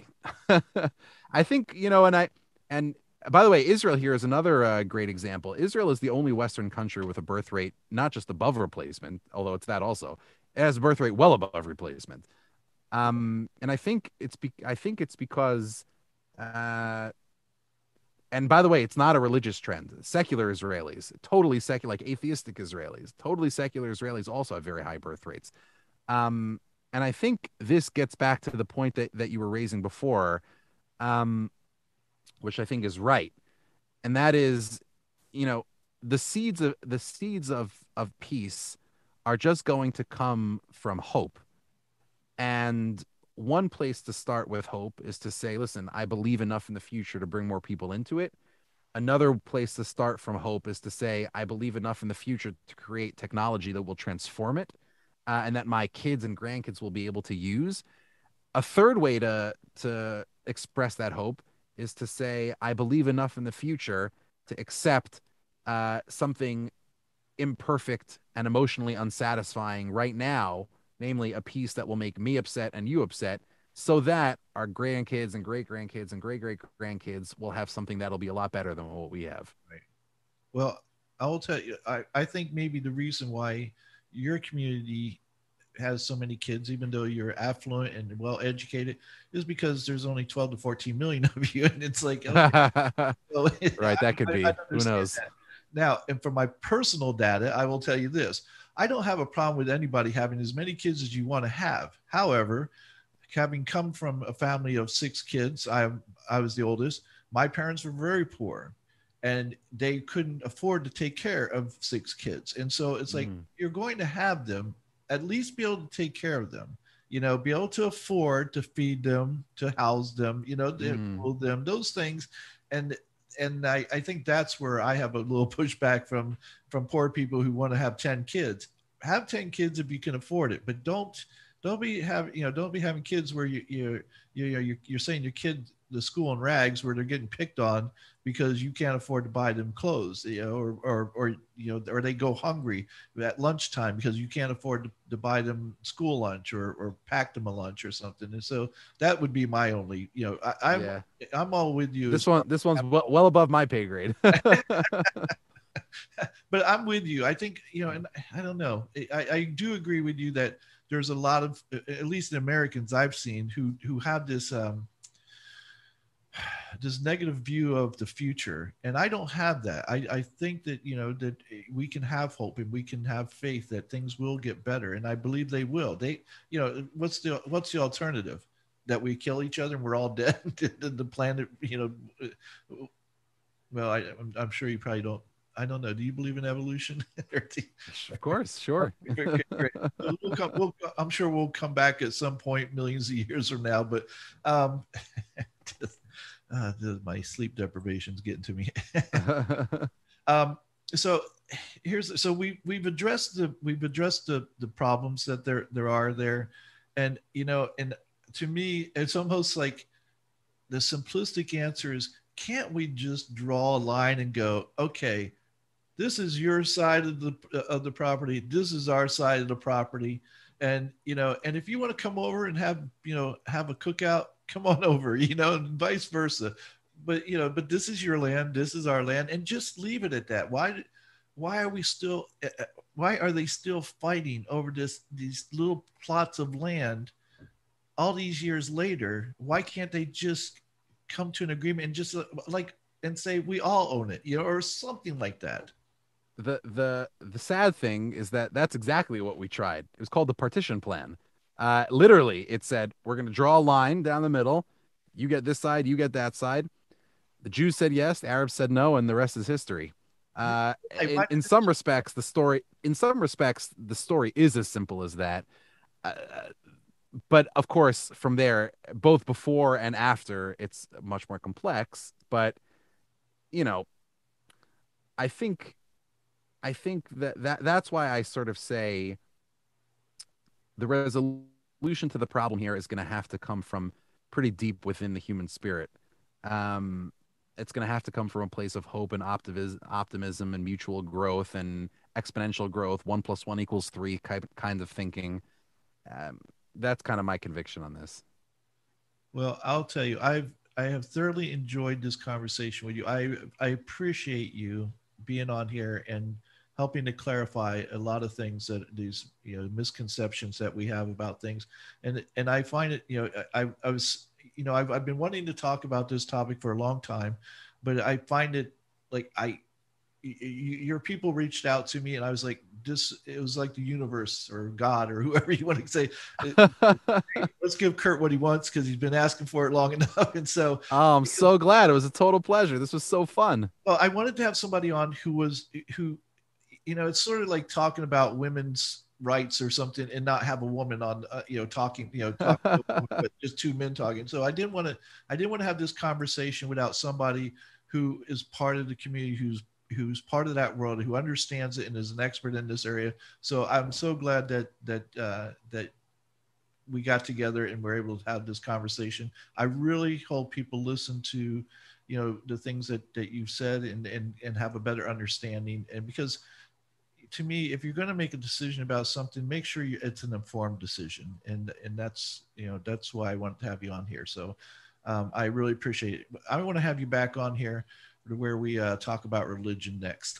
So, let's do it. I love it. I'm very excited. I mean, this is you're really doing incredible work, and it was a true pleasure to be here. Well, thank you. I really appreciate it, and we'll definitely have you back on for sure, because I'm looking that's another one I'm anticipating, that have great anticipation for. So thank you, and again, for me, you clarified so many things, and and you brought light to both sides of this. It wasn't like you were one-sided. I thought you were very fair and everything, and I appreciate that. So thank you. Well, thank you very, very kindly, and I'm thanks to the listeners for sticking through sticking with us through the whole complex journey. It's a great one. Yes, and just so that you guys know, the listeners and the viewers, there were things that I had said. I want you to understand. I only said them because that like Gabor Mate, I put his story out there not because I was giving credibility, but I wanted to give his story and say this is just one story. But that's all it was there for, is to say this is one. Like you said, you can find Palestinians who tell another story, and I did that a couple times, and I just want to make sure people know I wasn't telling it because I was on this side or that side. It's just that I wanted to bring it out there. Like, when I said about, that the Palestinians would say, there was that the treaty was an insult. And I wasn't saying that to say, you didn't put enough in there. What I was saying was that was their excuse for not doing it. So I was glad that you clarified that. And so, because I don't want people going, well, thinking I was, pro-Palestinian because they didn't, because Israel didn't give them enough in the treaty or something. So, All right, sure. all right. All right. Well, listen, thank you very much. And folks, thank you for listening and listening to me babble on. And, just keep in mind that I'll get my sleep here soon and this will end. So, but it's Thank you so much, Kurt. Really much appreciated. my pleasure. All right, folks. Well, until next time, take care, be safe, and still, right now, at least for now, still wear your mask. Bye.